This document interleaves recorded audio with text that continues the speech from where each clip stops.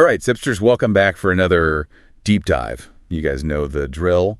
We take a stack of your sources, articles, research, all that good stuff, and we try to figure out what's really going on. And today, well, let's just say things are about to get a little spicy. Indeed, we're diving back into Chinese culture and unpacking some of the contradictions that arise when it comes to Taiwan. Exactly. If you missed part one, go back and check it out. But basically, we were talking about this idea of bundling in Chinese culture, where criticizing one aspect is seen as criticizing the whole thing, good, bad, and the ugly. It's fascinating how this cultural logic plays out in so many different areas, particularly in relation to Taiwan and the Taiwanese people are Chinese narrative. Yeah, and that's where things start to get really interesting, right? Because if you're Taiwanese, that whole "you're one of us" message might not land so well when you look at how China actually treats Taiwan. It's true. It's this disconnect between the rhetoric of unity and the reality of how Taiwan is treated politically, economically, even militarily, that creates a lot of tension and pushback. Okay, so let's break this down.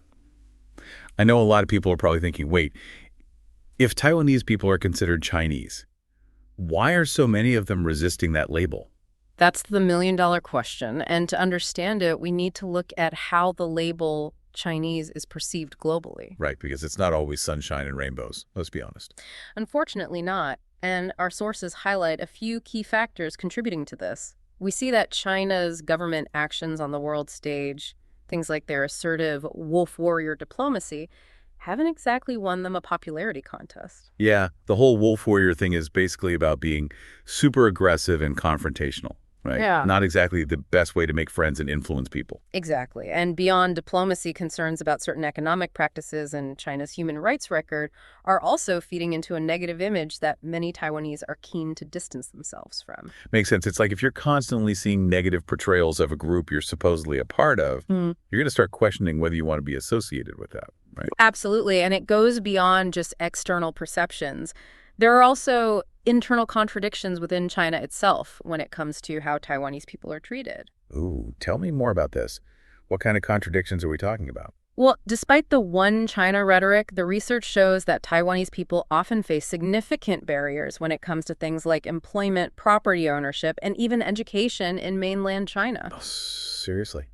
I mean, if they're supposed to be one people, shouldn't they have the same rights and opportunities as everyone else? You would think so, but the reality is that they often have to jump through extra hoops, face restrictions in certain sectors, and lack full political participation.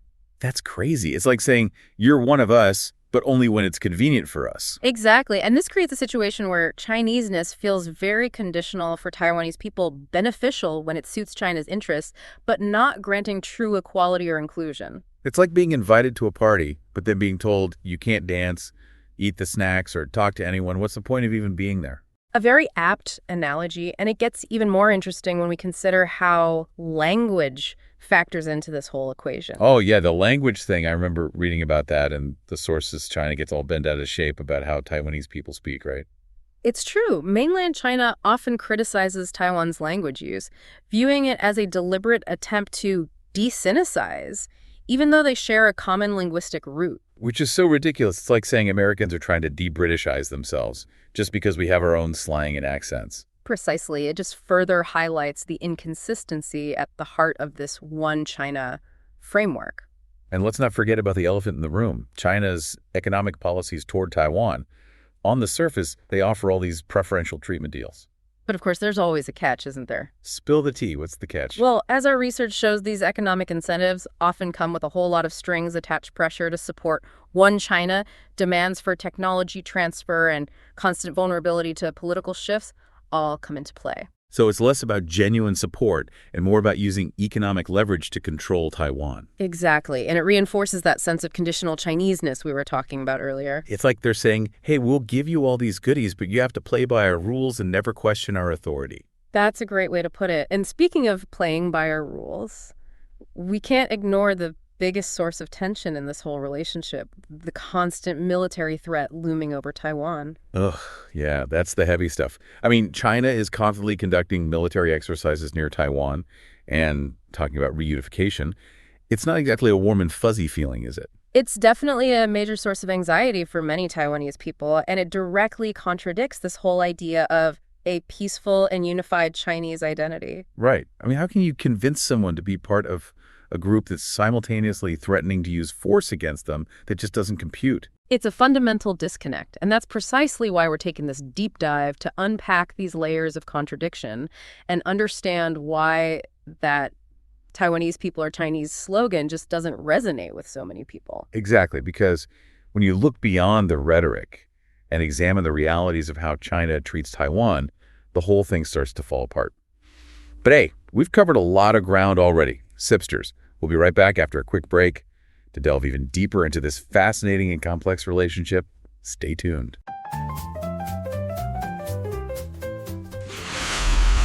We're back, Sipsters, and ready to keep unpacking this whole China-Taiwan situation. It's like we're peeling back layers of an onion, but instead of tears, we're getting mind-blowing insights. That's a great way to put it. And as we peel back these layers, we see that the inconsistencies go even deeper than we initially thought. Okay, spill the tea. What else did we uncover in those sources? Well, one thing that really jumped out at me was how China's treatment of Taiwan mirrors its approach to other groups within its own borders. What do you mean? Think about groups like Tibetans and Uyghurs. They're officially considered Chinese citizens, but their cultural and religious practices are heavily restricted, sometimes even suppressed. Right, I remember reading about those situations. It's been a huge point of international concern. Exactly, and it highlights this selective application of Chineseness. It's like there's a hierarchy within the bundle where some groups are considered more authentically Chinese than others. That's messed up. So it's not just about Taiwan wanting to distance itself from a negative global perception of China. It's also about recognizing that even within China itself, the idea of a unified identity is pretty shaky. Exactly. And this all ties back to that bundling concept we discussed earlier. Right. It's like bundling can be a powerful tool for those in power. They can use it to project a unified image, silence dissent, and control the narrative. Exactly. But the problem is it often comes at the expense of individual rights and autonomy, especially for those who don't fit neatly into the dominant group's definition of Chinese. It's like they're saying, you can be part of the club, but only if you follow our rules, speak our language, and never question our authority. That's a great way to sum it up. And that's why we see so much pushback from Taiwan. They're saying, hey, we have our own identity, our own culture, and our own way of doing things, and we don't want to be forced into a box that doesn't fit. It's like trying to squeeze a square peg into a round hole. No matter how hard you push, it's just not going to work. Exactly. And trying to force it just creates more friction and resentment. So we're seeing this clash between China's desire for control and Taiwan's pursuit of self-determination play out in real time. Okay, I'm starting to see the bigger picture here, but what does all this mean for the future? Where do we go from here? That's the million-dollar question, isn't it? And honestly, the future is full of uncertainty. But let's take a look at some possible scenarios based on what our sources had to say. Okay, hit me with it. What are we looking at? Well, one possibility is that China continues to ramp up the pressure on Taiwan, using economic coercion, diplomatic isolation, and even military intimidation to try and force them into submission. Ugh, that sounds scary, like a full-on Big Brother situation. It's definitely a concerning scenario. It would be disastrous for Taiwan, and it could destabilize the entire region, potentially sparking a much larger conflict. Talk about a global domino effect. Okay, so that's one possibility. But what about the other side of the coin? Is there any chance things could actually improve between China and Taiwan? That's where things get really tricky for a genuine improvement in relations to happen. There would need to be a fundamental shift in how China approaches Taiwan's identity and autonomy. Yeah, they would need to walk the walk, not just talk the talk. Exactly. It would require respecting Taiwan's democratic system, ceasing the military threats, and engaging in genuine dialogue that recognizes Taiwan's agency. Basically treating Taiwan as an equal partner, not a rebellious province that needs to be brought back into the fold. Precisely. But the big question is China willing to do that, and what would it take to get them there? Ooh, those are some big questions. Based on everything we've learned about China's bundling culture and their current approach to Taiwan, it doesn't seem very likely, does it? It certainly presents a significant challenge. However, our sources did point to a few potential catalysts for change. One possibility is internal pressure within China itself. Hold on, are you saying the solution could come from within China? That's a plot twist I wasn't expecting. It's definitely a possibility, although a complex one change from within often takes time, courage, and a willingness to challenge deeply ingrained beliefs. And China doesn't exactly have the best track record when it comes to freedom of speech and dissenting opinions, right? That's true, but the sources also highlighted the emergence of a younger generation in China that's more globally connected, exposed to different ideas, and potentially more open to questioning the status quo. Interesting. So maybe there's hope for a more nuanced and empathetic perspective down the line. It's possible. And another factor that could influence the future is the role of the international community increased support for Taiwan through things like diplomatic recognition, economic partnerships, or even vocal condemnation of China's aggressive actions could create leverage for a more peaceful resolution. It's like a global intervention, but with diplomacy and economic pressure instead of tanks and troops. Exactly. It's about sending a clear message that the world is watching, and that attempts to coerce or threaten Taiwan will have consequences. So it's not just about China and Taiwan figuring this out on their own. The whole world has a stake in this too. Absolutely. Taiwan's future has implications for democracy, security, and global stability.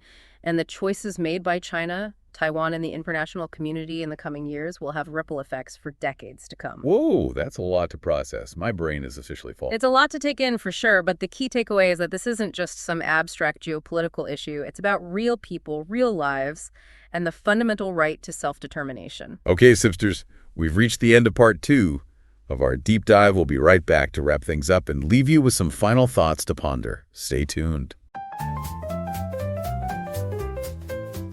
All right, Sipsters, we're back for the final round of our deep dive into this China-Taiwan situation.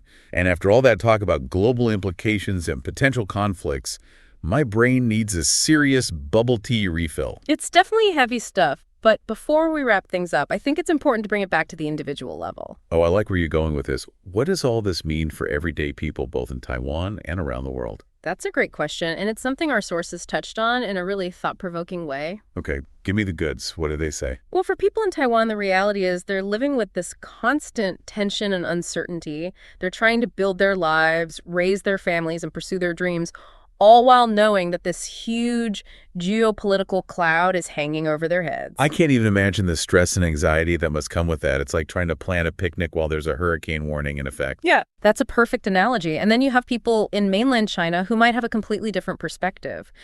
Many of them have grown up with this narrative of one China and see Taiwan as a breakaway province that rightfully belongs to them. It's like two completely different realities coexisting side by side. No wonder it's such a complex and sensitive issue. Exactly. And then you have the rest of the world trying to figure out how to navigate this whole situation without things escalating into a major conflict.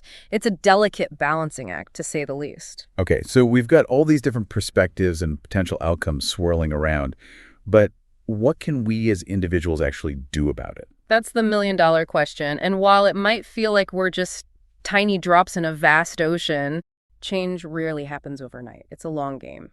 And it requires patience, persistence, and a willingness to engage with those who might hold different views. That's so true. It's easy to feel overwhelmed or powerless when faced with such a complex geopolitical issue. But even small actions can make a difference in the long run. Absolutely. And I think the key takeaway here is that we don't have to have all the answers or be experts in international relations to make a positive impact. Right. It's about being curious, Yeah. being compassionate, and doing what we can to promote peace and understanding both in our own communities and on a global scale. Well said. I think that's a great note to end on. Agreed, Sipsters. We hope this deep dive has shed some light on the complexities of the China-Taiwan relationship and given you some food for thought. And remember, a lot of this comes down to that bundling logic we talked about, how it can be used and misused, and what it means for folks who don't fit neatly into the bundle. So keep thinking about that, keep asking those tough questions, and keep sipping. And talking until next time.